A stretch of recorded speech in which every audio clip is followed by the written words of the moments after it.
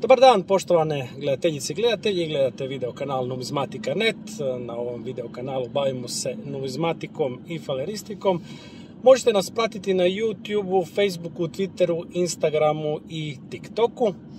Ja sam Zlatko Viščević i pozivam vas da se pretplatite na ovaj kanal ukoliko još to niste napravili. Kliknite na like, subscribe i na zvono, tako da budete među prvima obavješteni kada izađe novi video. Isto tako pozivam vas i da sudjelujete u sekciji zajednica sa svojim komentarima, da sudjelujete u anketama, da sudjelujete u kvizovima.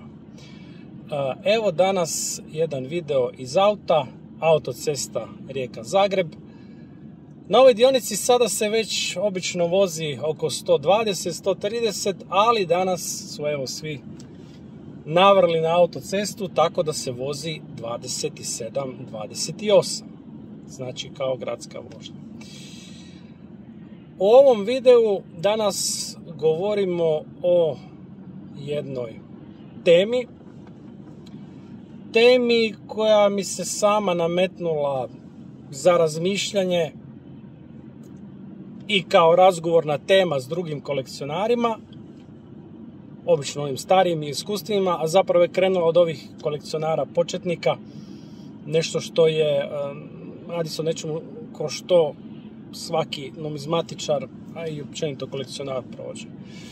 Znači, kada čovjek krene u svijet kolekcionarstva, evo, govorit ću kroz numizmatiku jer mi je tako najlakše, onda na početku počne skupljati kovanice, novčanice, veseli ga da dobije išta, oduševljava se sa svakim novim primjerkom i to mu je u tom trenutku super zabavno, interesantno, svaka kovanica ga veseli, svaka novčanica mu je zanimljiva, intrigantna i tako dalje. Međutim, nakon nekog vremena, kad čovjek malo dublje zađe u tu tematiku, osobito kad počne konzultirati numizmatičku literaturu, numizmatičke kataloge, onda vidi da tih kovanica i novčanica ima puno više nego što je on mislio da ima. Neke od njih su dostupne, neke su manje dostupne, neke su teško dostupne, međutim neke su jako teško dostupne jer su rijetke i skupe. I kod kolekcionara, tu numizmatičara, koji je tek počeo ili je malo vremena u numizmatici, počinje se javljati jedna strašna želja, pa gotovo panična želja, panična potreba da sve te kovanice ili novčanice ima što prije, da ih nabavi na način kao da mu gori pod petama. Naravno, taj put, taj osjećaj je negativan, izaziva frustraciju, izaziva ljutnju, osobito kad si čovjek ne može nešto priuštiti. Ja sad to vidim kod ovih novih, mladih kolekcionara u Hrvatskoj, da je dosta njih, nakon što je sad mrvicu malo dublje ušlo u numizmatiku, javlja se kod njih taj osjećaj da moraju podhitno nabaviti sve, kao da će to sutra nestat, kao da je evo sad 5 do 12, sad ili nikad. Želim im reći da smo svi mi to prošli. Ja sam isto tako u nekim svojim počecima, pogotovo kad sam vidio koliko nečeg ima, baš me hvatala takva strašna želja, gotovo panika, ajme moram to nabaviti, moram to kupiti pod svaku cijenu, još malo pa nestalo, od toga više neće biti, daj samo evo da dobijem što prije to bolje.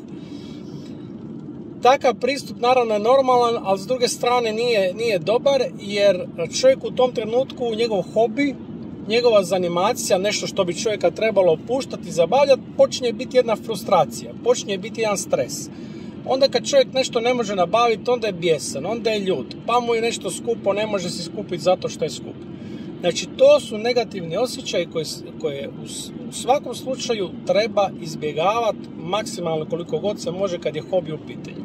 Uvijek morate imati na umu jednu stvar, da hobi mora biti za uživanje, mora biti za veselje, mora biti za sreću. To nije nikakav sprint, nikakva utrka, nikakvo natjecanje. Znači, jedina svrha mora biti da se vi u tome dobro osjećate.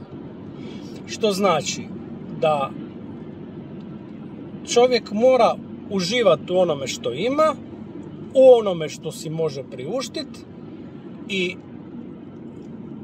jednostavno iskoristiti to do maksimuma. Naravno da ne možete imati sve. I naravno da ne možete imati to odmah. Mislim, koliko god imali, neki, hvala Bogu, imaju dobar financijski kapacitet, ali koliki god imali financijski kapacitet, uvijek će vam neke stvari biti nedostupne ili jako teško dostupne.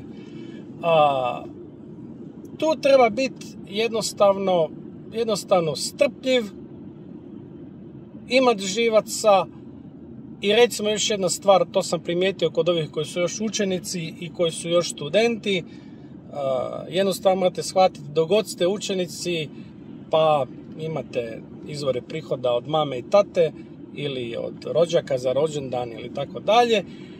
Možda neki rade, nešto pomažu, pa tako dolazi do novaca. Ili ako ste studenti, onda roditelji, možete raditi neki studentski posao i tako dalje. Tu uvijek imate ograničena financijska sredstva. Međutim, jednog dana kad počnete raditi, kad počnete zarađivati, financije će puno bolje izgledat, pogotovo ako radite dobre poslove, ako ste uspješni u tome, i za neke stvari koje vam se sada čine da su skupe, da su nedostupne, bit će puno dostupnije. Znači, ja sam to recimo prošao, ja sam imao fiks ideje oko nekih kovanica, novčanica, mislio sam si dok sam još bio na fakultetu, ajme, to neću nikad imat, to mi je toliko skupo, toliko nedostižno, da bih kasnije kad bi počeo raditi, kad sam počeo više zarađivati, da mi je takav materijal bio sasvim normalna stvar. Kad sam ga želio, nabavio sam ga, neki materijal sam nabavio i po više puta, neke kovanice, novčanice, što je u biti pokazatelj, mislim i samo meni, ali to sad govorim i svima vama, da jednostavno treba imati strpljenja, treba imati živaca, materijal je tu, on neće nestati, kovanice, novčanice neće nestati. U praksi se one sele od jednog vlasnika do drugog vlasnika. Znači, nikamo taj materijal ne odlazi, jedino ako završi negdje uništen, ali to su sad ekstremi. Ukoliko ste uporni, ukoliko ste strpljivi, te kovanica, novčanica koju želite će kad doći do vas. Evo, vjerovali mi ili ne, ali to je tako. Na neke stvari se čeka par mjeseci, na neke stvari se čeka 2-3 godine, na neke stvari se čeka 10 godina. Ali u tih 10 godina se pojavi barem 1 do 2 prilike da si nešto kupite, priuštite i da si to možete priuštiti. Zato, evo, savjet svima, prvo imajte na umu da hobi mora biti za uživanje, mora biti za gušt, za veselje, za vašu sreću, a druga stvar, da budete strpljeni, da imate živaca, jer kad tad ćete imati priliku nešto nabaviti, nešto što vas zanima ili nešto što vam je važno u numizmatici na način da vi kompletirate tu neku cjelinu, zbirku, onako kako ste vi zamislili da bi to trebalo izgledati. Evo, i to bi bilo sve u ovom današnjem videu. Ja nastavljam vožnju. Ako vam se sviđa ovaj video, kanal, ono što radimo na njemu, pretplatite se, lajkajte, komentirajte i tako dalje. Pozivam vas još jednom da tamo u sekciji zajednica date svoj doprinos u anketama koje su vrlo važne za istraživanje numizmatičke zajednice u Hrvatskoj, ali i šire. I to je to. Želim vam ugodan nastavak dana i vidimo se u sljedećem videu.